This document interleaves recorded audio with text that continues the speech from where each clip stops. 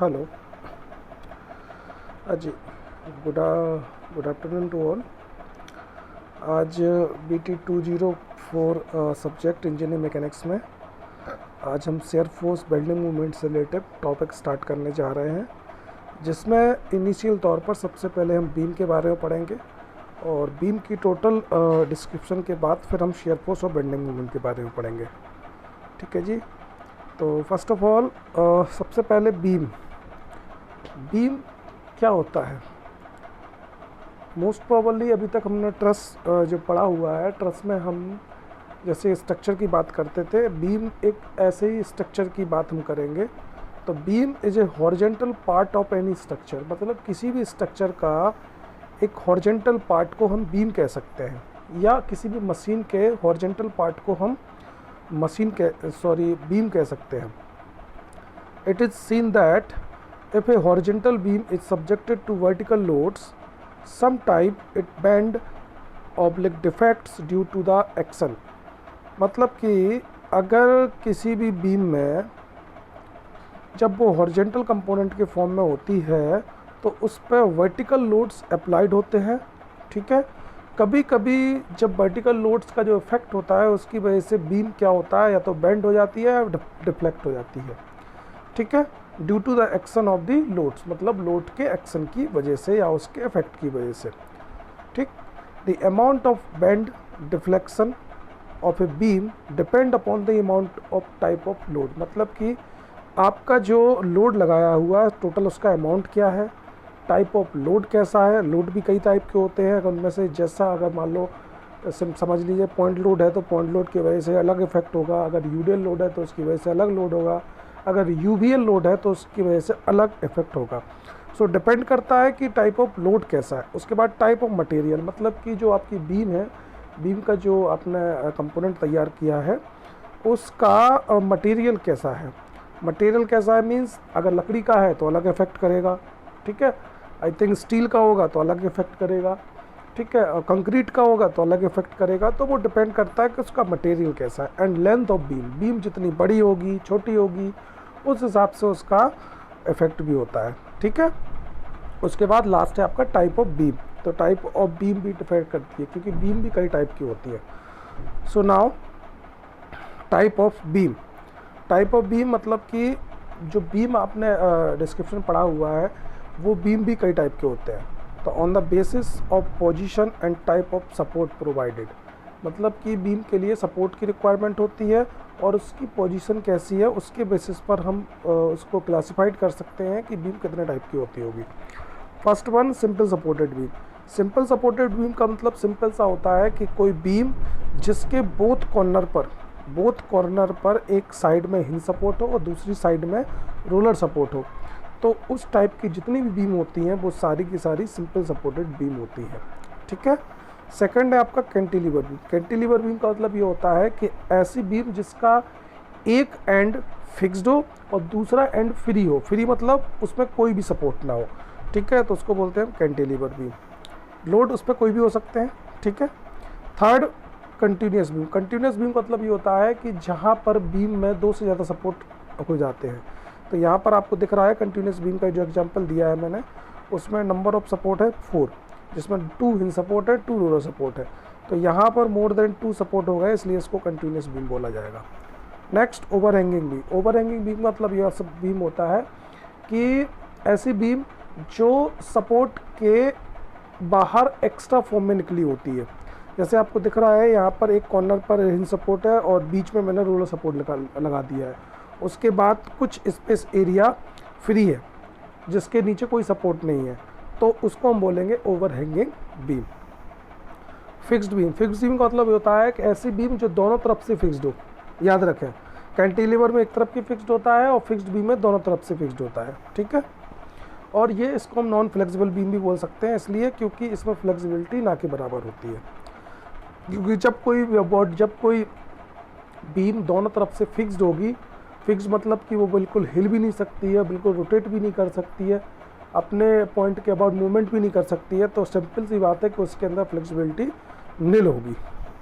Now different type of load act on a beam, मतलब किसी भी बीम पर जो लोड सप्लाई होते हैं वो कितने टाइप के होते हैं। तो number 1 first one point load. Point load मतलब ऐसा होता है कि बीम के किसी एक पॉइंट पर जो लोड अप्लाइड होगा, जो आपके सामने मेंशन हो रहा है पॉइंट लोड, उसको हम as a point load consider करेंगे। ठीक है, पॉइंट लोड मतलब एज ए फोर्स ही कंसीडर होता है, इसलिए उसकी जो यूनिट होती है या उसको लोड के अकॉर्डिंग ही किया जाता है, इसलिए उसकी यूनिट न्यूटन, किलो न्यूटन, उसके बाद किलोग्राम, टन, ये सब हो सकती है। ठीक है, उसके बाद यूडीएल। यूडीएल मतलब uniformly distributed load. Uniformly distributed load का मतलब होता है ऐसी बीम या ऐसा लोड जो किसी भी बीम के एक पर्टिकुलर लेंथ पर सिमिलरली फैला हुआ हो।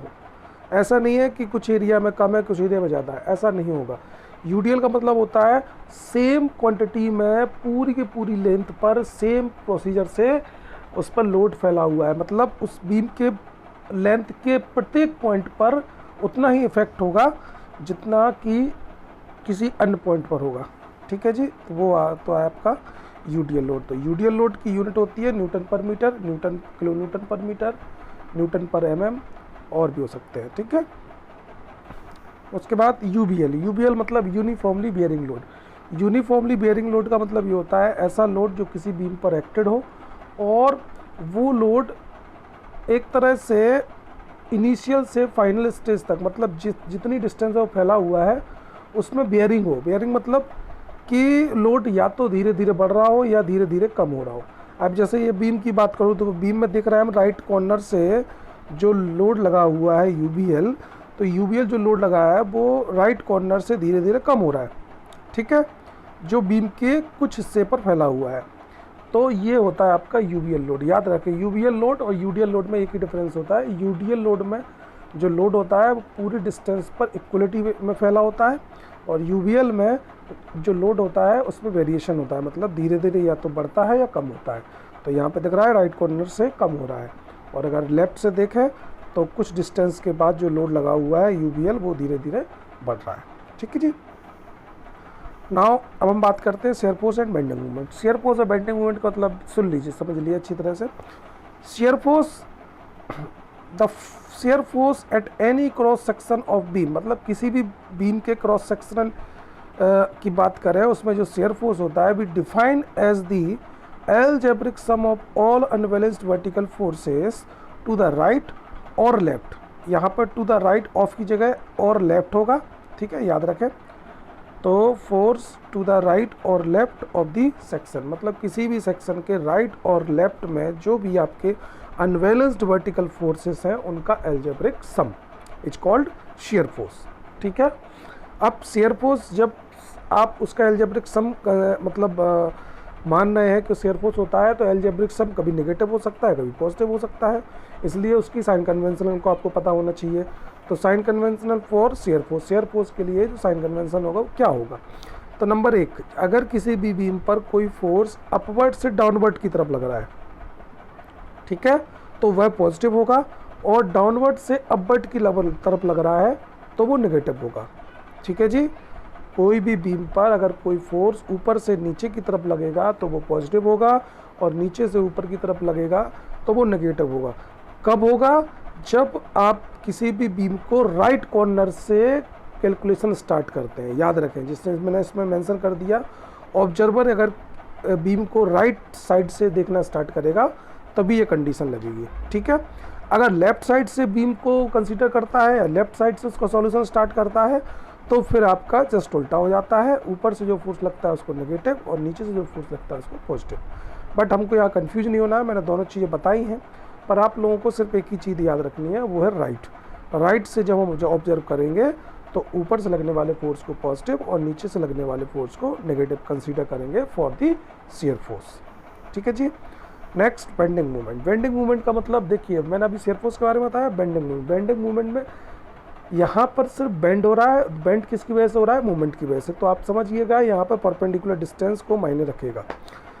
दी internal movement is known as bending movement, मतलब किसी भी बीम के अंदर जो इंटरनल मूवमेंट्स होता है उसको हम बेंडिंग मूवमेंट कहते हैं।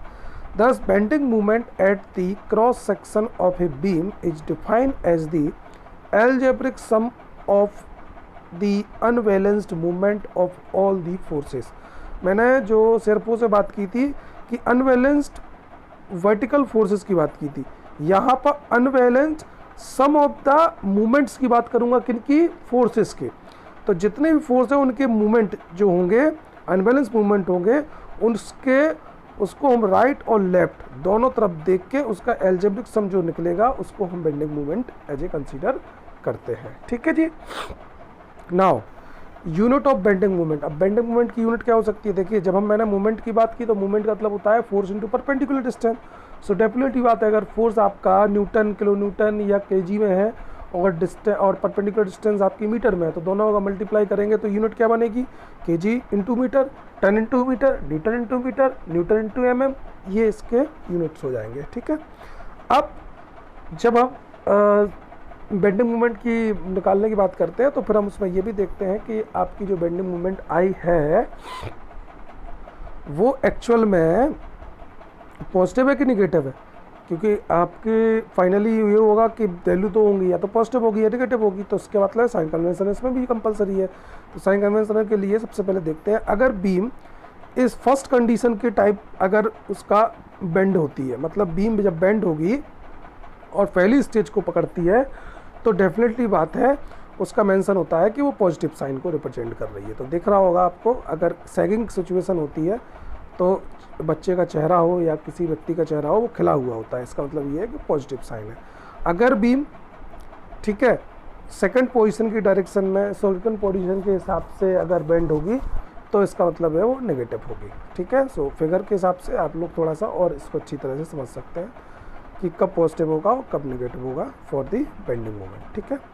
अब एक रिलेशन है between the shear force and bending moment. तो relation shear force bending moment मतलब होता है कि अगर आपने शियर फोर्स को एफ माना है then bending moment F X होगी। क्यों होगी? क्योंकि आपने डेफिनेशन में ये चीज़ पढ़ी हुई है कि बेंडिंग मोमेंट में जो आपका एल्जेब्रिक सम देखते हैं वो किसका देखते हैं? मोमेंट ऑफ फोर्स का। तो मोमेंट ऑफ फोर्स मतलब कि फोर्स इंटू परपेंडिकुलर डिस्टेंस, तो बी एम क्या हो गया? एफ इंटू एक्स होगा। अब हम वी नो दैट, हम जानते हैं एफ इक्वल्स टू होता है D M upon D X, ये एक इक्वेशन है। अगर इस डी एक्स को हम एफ की साइड ले जाए तो F D X equals to D M हो जाएगा ना। अब दोनों साइड से अगर हम इंटीग्रल लेते हैं, इंटीग्रल करते हैं इसका इंटीग्रेशन, तो एम इक्वल्स टू क्या निकल के आएगा? एफ इंटू एक्स, ये आपका होता है मूवमेंट। तो मूवमेंट देखिए, बेंडिंग मूवमेंट में भी एफ एक्स टू एक्स है और यहाँ पर मूवमेंट भी एफ इंटू एक्स आया। सो बेंडिंग मूवमेंट आपका प्रूफ है कि एफ इंटू एक्स ही होगा। अब हम बात करते हैं शियर फोर्स से bending movement diagram for cantilever beam. अगर कोई कैंटिलीवर बीम है तो उसके लिए शियर फोर्स और बेंडिंग मूवमेंट डायग्राम क्या होगा? ठीक है जी। उसमें नंबर 1 है, if point load applied on beam. अगर किसी भी बीम पर या किसी भी बीम पर ना होकर कैंटिलीवर बीम की बात कर रहे हैं, तो कैंटिलीवर बीम पर अगर आपका पॉइंट लोड अप्लाइड है तो उस सिचुएशन में जो शियर फोर्स का डायग्राम बनेगा वो हमेशा बीम के पॉजिटिव साइन मतलब ऊपर की तरफ बनेगा और जो बेंडिंग मूवमेंट का साइन है वो नीचे की तरफ बनेगा। तो याद रखें, जब हम शियर फोर्स की बात करते हैं तो शियर फोर्स जिस पॉइंट पर फोर्स लगा हुआ है वहाँ से कि लास्ट तक, जहाँ तक फोर्स नहीं लगा हुआ है वहाँ तक पैरेलल लाइन को रिप्रेजेंट करता है। तो पैरेलल लाइन रिप्रेजेंट करता है, इसका मतलब ये है कि वो रेक्टेंगल बनाता है। ठीक है। तो दिख रहा होगा फर्स्ट में आपका शियर फोर्स में रेक्टेंगल बनना है। बेंडिंग मूवमेंट में क्या होता है कि जिस पॉइंट पर आपका फोर्स लग रहा है और वहाँ से लेके जहाँ तक फोर्स नहीं लग रहा है वहाँ तक लीनियर लाइन डलती है। याद रखें, लीनियर, ठीक है, ना कि पैरेलल। ओके। सो आपकी फर्स्ट सिचुएशन ये होगी। Second situation, if UDL load applied on beam. अब मान लिया कैंटिलीवर बीम पर कोई यूडीएल लोड अप्लाइड है, तो यूडीएल लोड अप्लाई होगा तो शियर फोर्स लीनियर होगा और कैसा होगा? पॉजिटिव होगा। बेंडिंग मूवमेंट कैसा होगा? पैराबोला होगा। कैसा होगा? नेगेटिव होगा। So second condition. Third condition में if UVL applied on beam, अगर बीम पर यूवीएल लोड है तो फर्स्ट कंडीशन है पैराबोला होगा, मतलब शियर फोर्स के लिए पैराबोला होगा, पॉजिटिव होगा। ठीक है। सेकंड के लिए क्यूब होगा और नेगेटिव होगा। क्यूब का डायग्राम थोड़ा सा सही नहीं बना है, आप लोग इसको क्यूब बना लीजिए। ठीक है। तो आपका सेकंड क्यूब होगा और नेगेटिव होगा। उसी में सेकंड पोजीशन अगर ये आती है, पहले मैक्सिमम साइड से अगर सपोर्ट है फिक्स सपोर्ट और दूसरी साइड से अगर दूसरा मतलब कि जो इनिशियल स्टेज है वहाँ से सपोर्ट है, तो फिर क्या होगा? तो दूसरी कंडीशन में हाइपरबोला होगा और सेकंड कंडीशन में क्यूब होगा। तो क्यूब को यहाँ पे भी से बना लीजिएगा। तो ये दोनों सिचुएशन आपके सामने हैं। ठीक। ठीक है, ये तो था केवल और केवल आप लोगों को सिर्फ और सिर्फ कैंटिलीवर बीम के लिए डायग्राम्स की सिचुएशन। इसमें हम एक न्यूमेरिकल है, एक न्यूमेरिकल लगाएंगे, न्यूमेरिकल लगाने के बाद फिर हम फाइनली उसको कैलकुलेशन करेंगे। ठीक है, तो न्यूमेरिकल मैं नेक्स्ट लेक्चर में लगाऊंगा। Thank you very much.